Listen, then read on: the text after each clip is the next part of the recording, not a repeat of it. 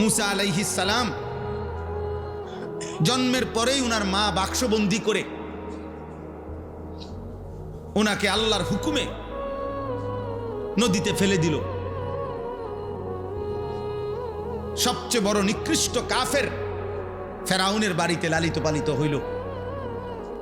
অথচ সেই তিনি যখন ফেরাউনের এলাকার থেকে চলে গেলেন ভিন্ন অঞ্চলে মাদায়েন, তখন আল্লাহর কাছে দোয়া করিলেন, আল্লাহ রব্বি ইন্নী লিমা আনজালতা ইলাইয়া মিন খাইরিন ফাকির।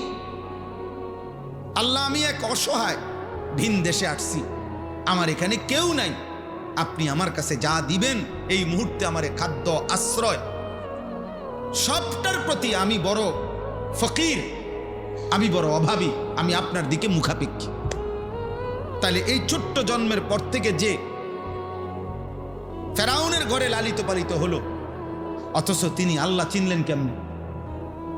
আল্লাহর কাছেই চাইতে হয় এটা বুঝলেন কেমনে? ওনারে কে শিখাইলো, কে বুঝাইলো? এটা করলো কে? শুধুই আল্লাহ।